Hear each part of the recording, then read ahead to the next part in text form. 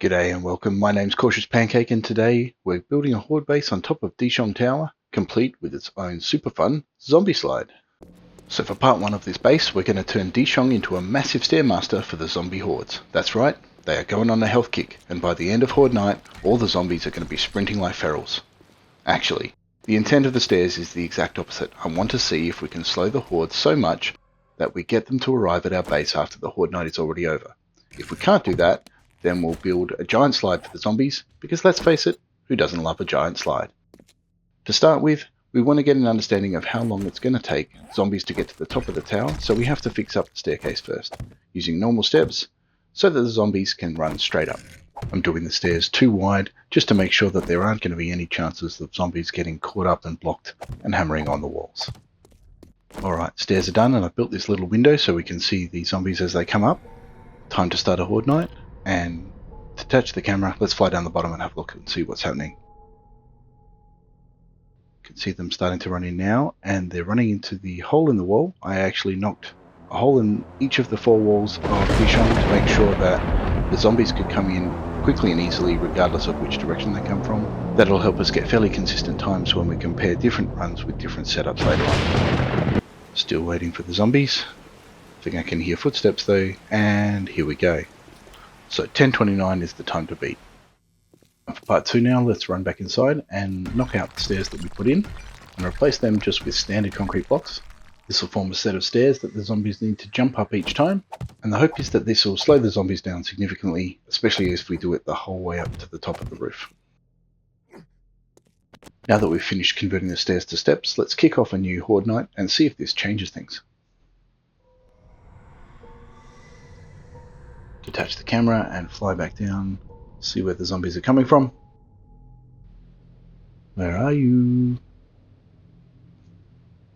Here we go. And they go inside. Should be running around to the... Ooh. They're not going over to the staircase. I'm assuming that going up these stairs is faster, or at least the zombies can see this as a faster path than going up the jumping steps, at least for this first floor. And since I hadn't cleared that first metal door that the zombies smashed through, I think we're going to have to give it a 5-minute penalty to this time, so we'll take that off at the other end. Still waiting for the zombies to show up. Oh, here we go. He's gonna fall down or something. As you can see, it's after 11, so we've easily doubled the 10:29 time, or 30 minutes, give or take. He comes, and 11:23, minus 5 minutes, so we're going 11:18. So an hour and 18 minutes in game time is what we're aiming to beat, and so far it doesn't look like we're going to be able to delay the horde completely from getting to the roof and our base. So the next thing to try is to create some small loops within the stairwell where zombies can fall down a floor or two and have to redo some of the staircase. The trade-off is that making the zombies fall will often cause them to go into rage mode for a bit and attack the blocks, and in a staircase like this, that risks breaking the pathing, which would end badly for us. So let's just knock out the landing on every second floor like this, which should balance things out nicely. Time for the final Horde Night test. Let's bring in the zombies and go down and double check that everything goes as expected. Oh, and there's our first stumble and fall from a feral Joe. And I'm not quite sure how he managed that, but works for me. Just waiting for the zombies to finally get to the top again. Looks like we're going to be fairly on par from the last round. Not even a 10-minute increase, so 8 minutes. So since we've only managed to slow the horde down for about an hour and a half in game time, I think we continue with the staircase theme and continue building on the roof. I'm thinking a completely over-the-top staircase to a horde base high in the sky, something that looks like it came straight out of a Dr. Zeus book. We'll start by just building the staircase up from the roof door, which I have changed over from where we were testing timings, just because I didn't want to go straight out towards the edge of the building. As you can see, the rooftop staircase is coming along nicely, but one of the issues I'm going to hit going across the roof of a partially demolished building like Dishong is stability. As you can see here, despite only being one block off the concrete pillar, I can't place a second block. To show that more easily, if we come down a bit like this and then turn on the show stability, you can see that the color coding of the blocks and that pillar that we were working on is dark red. What we want to do to fix this is we'll knock down this yellow pillar and we'll build a new one just over off the green sections, which is where the blocks go all the way down to the ground. If we start here, build up a few blocks, and then extend that up all the way to the top, connect that over to the rest of the staircase, and when we're done, you can see that this new green pillar, because it's connected all the way down through the building to the ground, is completely stable, and that the top of the staircase on the previous pillar is now light orange at the top, where it was dark red before. That means it's actually more stable at the top of the pillar than it is partway up. This is how we can use the green stable parts of the tower to build our staircase. And looking at the edge of the building in particular, you can see the bricks that are concrete all the way down to the ground, making excellent locations for staircase pillars. Skipping over the rest of the build, which is mostly just placing lots and lots of concrete blocks, here's the finished staircase with a couple of changes of direction to allow zombies to fall down and to follow the accessible stable pillar locations. Up top there's a platform and base to fight from, which is basically a modified killing corridor base. I've borrowed Jowiddle's design for this one. Here's a shot from above showing how the base looks from the right and again from the left. Now that the business end of the base is complete, it's time for the fun. I've made a start on the slide already, but continuing it on is a combination of these 6 blocks, 2 standard wedge blocks, plus 2 types of split right and left blocks to form the gutter. I think it's the 2, 3, 5 and 6, but I'll put the block names in the description below. You can also use the ramp blocks for the slide, which will make it steeper, but I personally liked how the wedges look better. And there you have it. After a bit of a paint job, here's our base. One huge, kinda drunk looking staircase and a giant zombie slide. Alrighty, time to kick in the Horde Night and test this thing out. While we fly down and wait for the Horde to arrive, I think this design will do okay, especially at delaying the Horde from getting to the base, which was the main purpose. It won't be great for getting XP from killing zombies though, as you don't get much of a chance to kill zombies in this base since they take so long to arrive. You can change this though, with less block jumps for the staircase, i.e. if you use ramps or actual stairs blocks, like in the first timing test, the zombies will come up much quicker. So you can modify the design for more or less combat as you like. You can also put more or less direction changes in the staircase up on top of the building, as each one of these provides a chance for zombies to fall off and start the stairs again.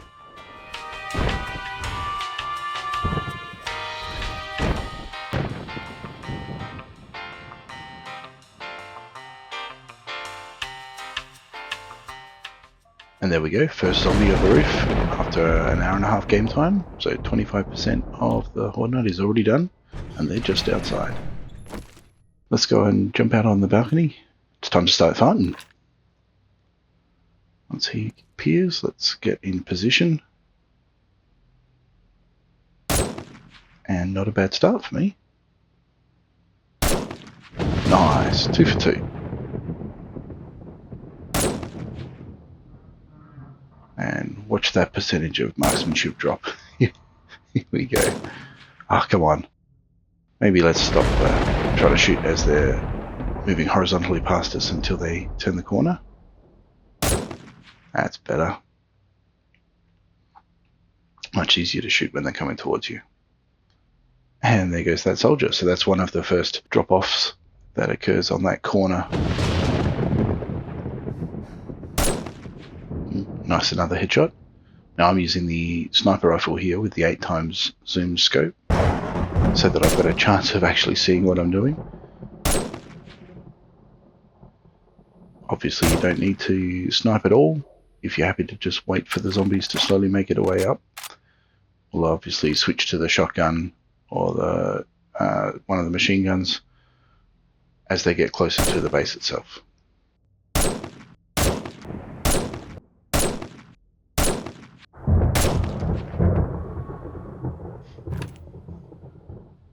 Just need to wait now until the zombies come out from the other side of that platform. Not the perfect design, this one. Be better to have permanent or constant visibility of the zombies so that you can snipe at them or shoot at them the whole way up. But the crazy drunk design staircase I think looks pretty cool as is, so we're sticking with the less efficient base, keeping in mind that the main intent was to delay the zombies, as you can see here. They're taking their sweet time to come up.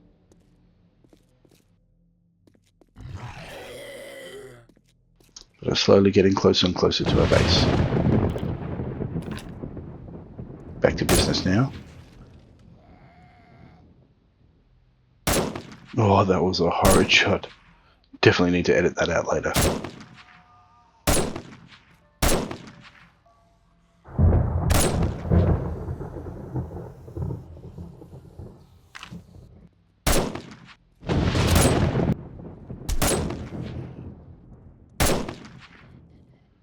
Alright, after that little bit of sniping fun, I think these guys are getting a few too many and a bit too close, so let's retreat back inside and shut the door and set up ready for close quarters. Here they come now. It looks like it's going to be just about 1 AM by the time the first zombies really get up to us, so that's almost halfway through, or exactly halfway through the Horde Night. Not bad. And we've also got our first couple of slide victims. Victims? Trials? Participants? None of those really seem like the right word, do they? And just for giggles, I planted a target down the bottom. We've got a bullseye from the soldier, and completely missed the target from the skateboarder. One thing to point out is that the slide isn't perfect. Every now and then, zombies do get caught up on the pillars on the way down, and that's why we have these bars at the back of the killing tunnel, so that we can shoot down and take care of anybody that gets stuck. Okay, now that we've cleaned up the slide and worked out the basic operation of the base, let's crack on with the rest of Horde Night.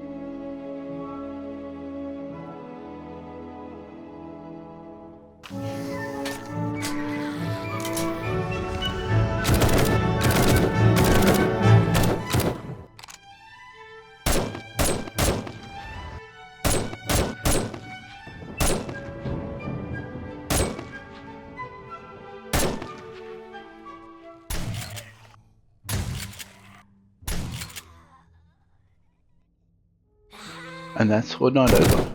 I have to say that when you start your Horde Night at 1 AM, it feels like it goes really quickly.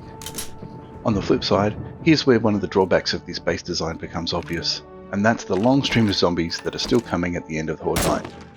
It's not like a normal base where the zombies are all close by and once you kill them all, that's it, and you can get on with your day or doing base repairs. For this base, we'll still have a bunch of zombies slowly making their way up at the end of a Horde Night. We could go out and fight them, of course, but that's riskier, so I'm just going to go and snipe them for a bit and see how long before they stop coming up.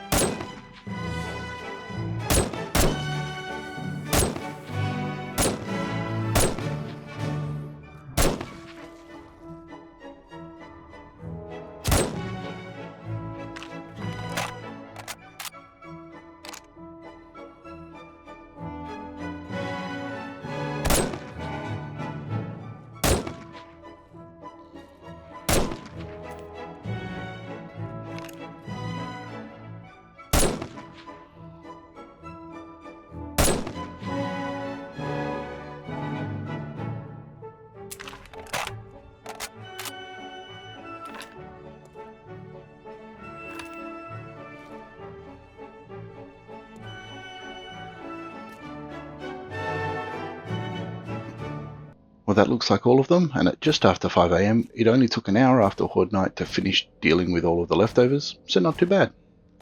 And while I run down the tower to check for stragglers, if you've enjoyed this video, please hit that like button, and if you want to see more Horde based builds, please consider subscribing. Thanks for watching.